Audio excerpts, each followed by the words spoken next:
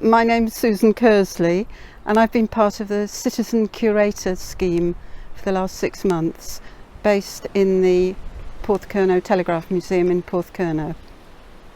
My name's Claire English, and I work as a curator, and I've been to Porthcurno Telegraph Museum. I've been to the archives and to the museum at Porthcurno, and I find it fascinating that such a remote place is so connected around the world, and it's always been very interesting to me. I worked at the Telegraph Museum, had to then travel out to more remote places and teach locals about telegraphy. And we often wonder about the well-being of those employees and if they perhaps caught tropical diseases. Well, a bit of both. Many years ago I was a doctor, and so I'm always interested in things to do with health and well-being and illness. But I was also fascinated by the idea of people coming from all over the world to a very remote place. And that works the other way as well, with people from the United Kingdom going to remote places all over the world. So I also wondered what sort of diseases they suffered from. I also want to tell you a little bit about what I discovered about people from the United Kingdom who went overseas to quite remote places.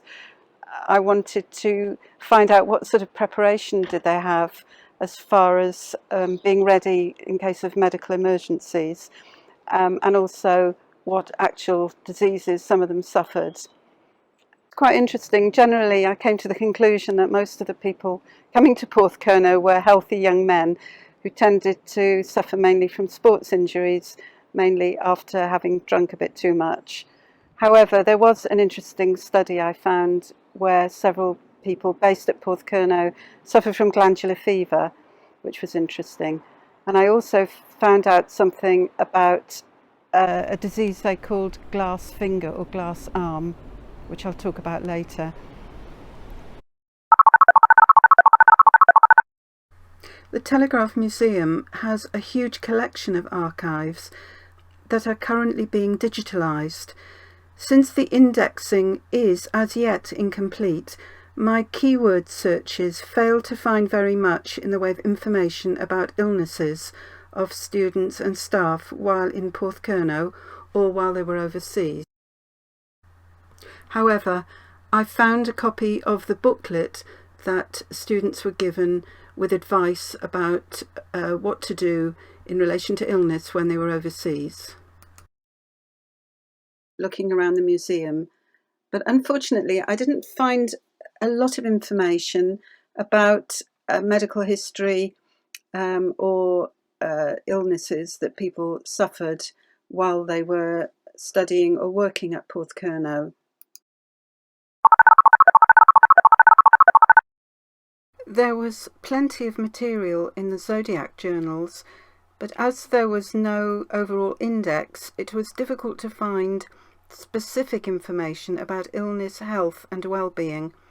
There were lists of birth, marriages and deaths in most editions, and there were many deaths listed at a relatively young age without indication of the cause of death.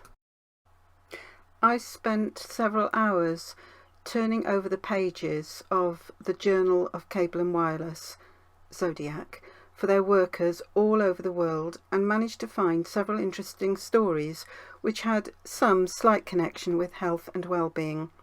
Apart from frequent adverts for biscuits, here are a couple of examples of other stories I read in Zodiac. A widow whose cable and wireless husband died was unable to afford surgical treatment. A dog had bitten off the end of her nose, and she was very grateful for financial help. £120 was given to her from the Wilshaw Foundation so that she could complete the plastic surgery needed. Later, after inheriting some money, she not only paid back the gift she received, but also donated to the foundation, which is set up to help students and their families of cable and wireless experiencing financial difficulties. The wife of a student who came from Fiji to study at Porthcurno was visited each week by other students who were missing their favourite food from home when word got around that she made excellent curries.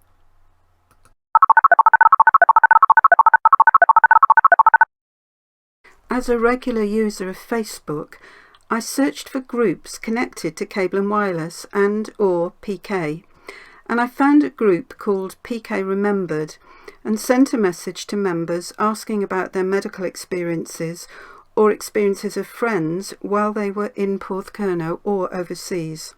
It soon became apparent that most of their medical stories happened while they were posted all over the world. My focus shifted to find out more about what happened when abroad. I used SurveyMonkey to devise several questions about the experiences of illness both in Porthcurno and when overseas, and posted a link to the survey on the Facebook group. And I asked about experience of illness while in Porthcurno and when posted overseas. 24 former PK students answered the questions, and this was one of the best sources of information for my short study.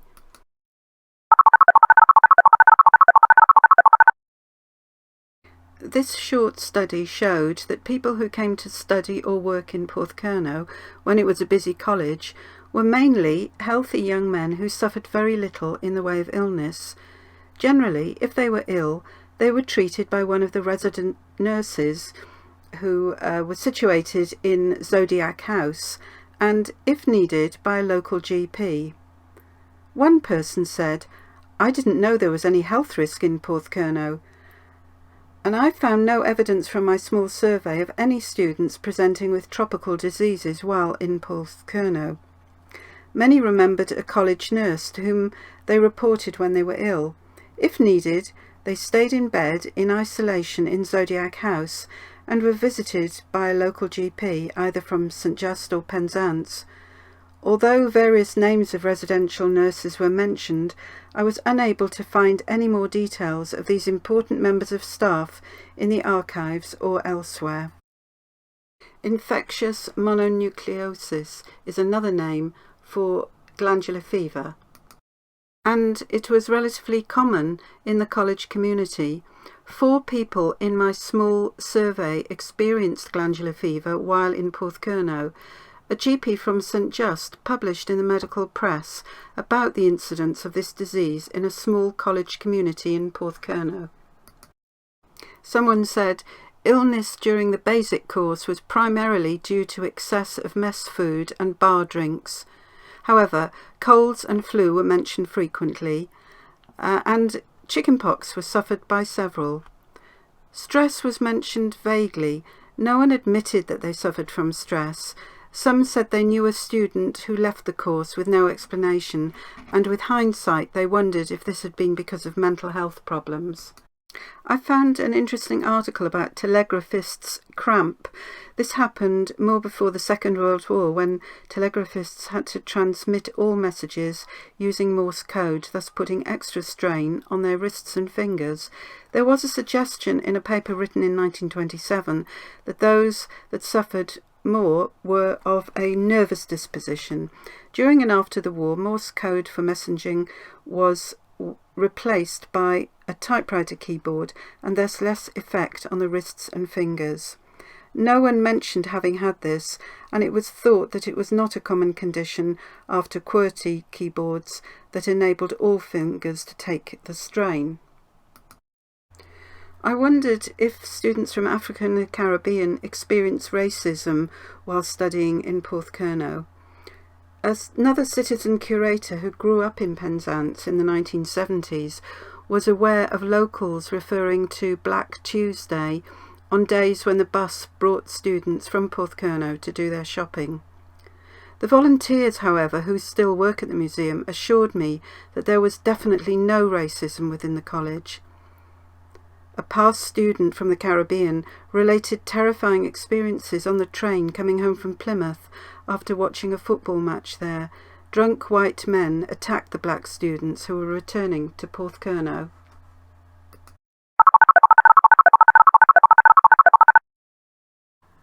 Those sent abroad were invited to an annual medical check-up for which they had to travel to London. Before the Second World War, their medical records were recorded in neat handwriting by the medical officer of the company in a book like the one shown. Details of any operations were recorded as well as their weight. Some, but not all, of people from Porthcurno had medical checks, vaccinations and dental checks before being posted overseas. A dental check was considered vital, as it was thought that local doctors were more likely to be found than a local dentist. Apparently there was a dentist who drank to excess, so each morning he had delirium tremens, and people knew it was safer to see him in the afternoon. Before they went overseas, students and staff received preparation for their trip. They had a talk from a local lecturer in Porthcurno and were given some written information about keeping healthy while overseas, including a red booklet, Notes on the Preservation of Personal Health in Warm Climates. A large part of this book was devoted to the life cycle of the malarial mosquito and how malaria could affect them. There were sections also about bowel diseases and how these are spread, including typhoid, against which they were vaccinated, and dysentery.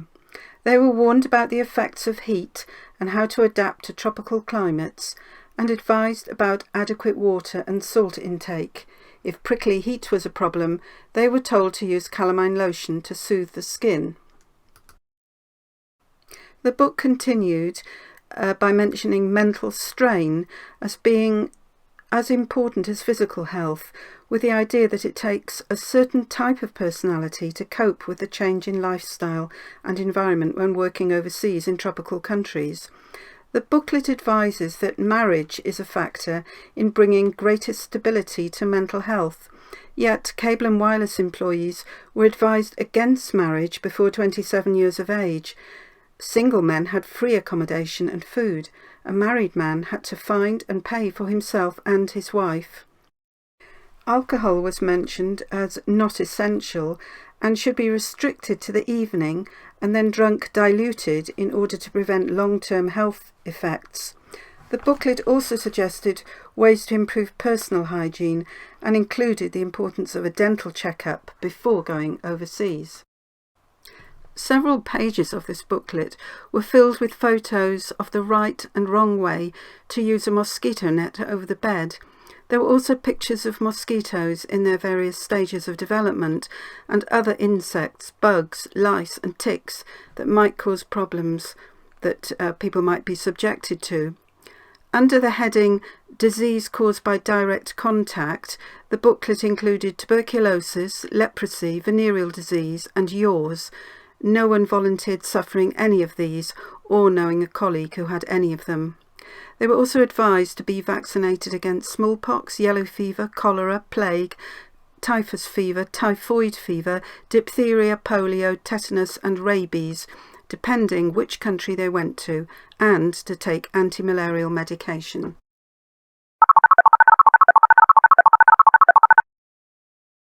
You can see from this map all the places where people were sent from Porthcurno all over the world.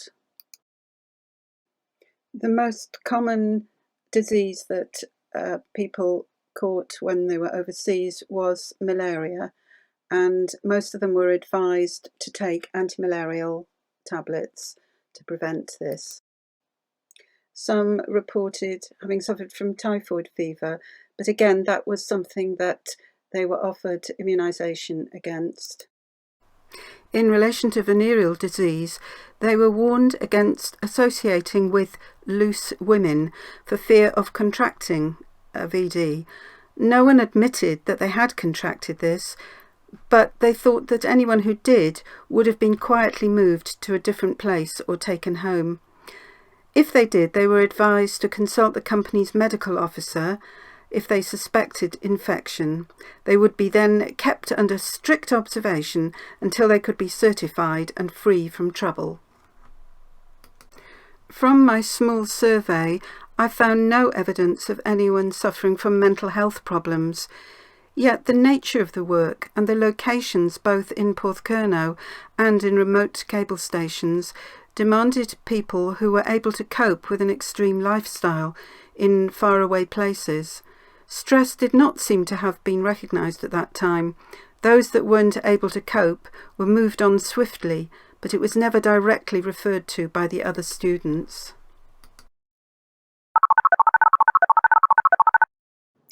I hope that this PK Miscellany has added a little bit to the information about illness and health, both of the students who studied and worked at PK and those who travelled all over the world. I'd like to give a massive thank you to all those who've told me their anecdotes and stories, particularly members of the Facebook PK Remembered group, people who now are volunteers in the PK Museum and keep all the machines up to date and working well, and members of staff working in the archives, as well as staff members working in the museum. You've all been incredibly helpful, and I'm very, very grateful that you allowed me to find out all these little snippets of information and anecdotes. And last but not least, a thank you to the creators of the Citizen Curator scheme, without which I wouldn't have found out so much about Porthcurno Cable and Wireless and the people who studied and worked here. Thank you all so much.